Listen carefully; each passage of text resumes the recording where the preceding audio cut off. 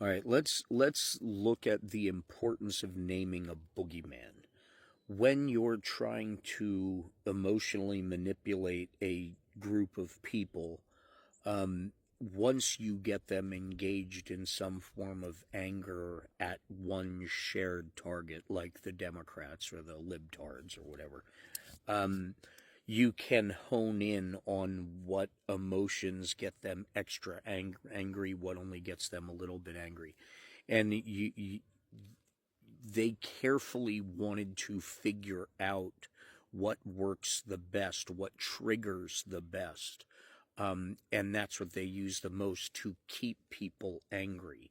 So when they needed some sort of distraction or deflection coming up because some realities and some truths just through the way the world turns in investigations and social media exposing facts, um, whenever he or the administration has to defend themselves, that boogeyman and that anger is something they can stir up and have another controversy on. And that goes for a while until people start asking about things like the files and things like that. So keep in mind the boogeyman, now named Antifa, as the terrorist group, has been something that was thrown around from the beginning of Trump's thing as a demonic, evil organization. Antifa is an idea. It's anti-fascism. That's what it is.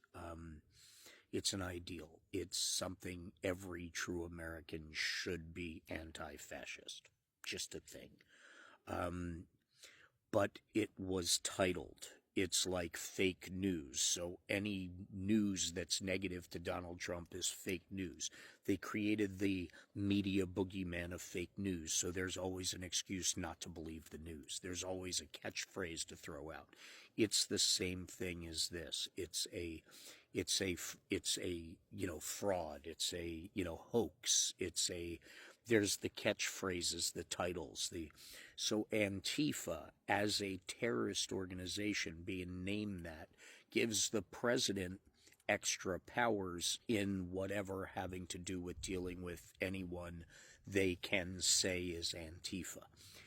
Considering Antifa is an ideal and not a group, just the fact that they named it an organization goes against every bit of logic. But the fact that they got away with naming it an organization, they can and they have said anyone who speaks against Donald Jackass Cheeto Von Schitz and Pants Trump himself is Antifa, or is a direct attack against the government, or a direct attack, a hostile act against our president, which is complete bullshit. It is literally freedom of speech.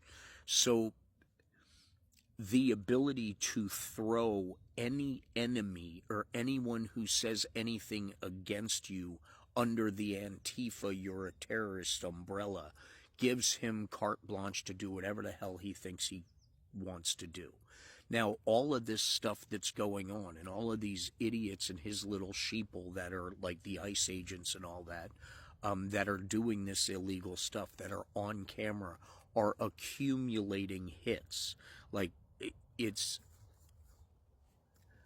the boogeymen that are causing the anger. Antifa, the libtards, the Dems, the evil judges, the leftist judges, so go blow up their house. All of that stuff, it's naming enemies. It's stirring up the emotion and the anger. It's saying go get them without having to say go get them. He releases addresses of people and then wonders why something happens at their house or someone gets hurt. Now, I don't know why. That's freedom of speech. But Jimmy Kimmel can't make a joke without losing a job. There's so much hypocrisy and so much of just blatant American, non-American, that everybody will be called to answer for their actions. So you need to look in the mirror right now and recognize where you stand and where you want to be when you're looking backwards and when everyone else is asking you what you did when these assholes tried to take over. have a good answer for them or pay the price for your choices. Period.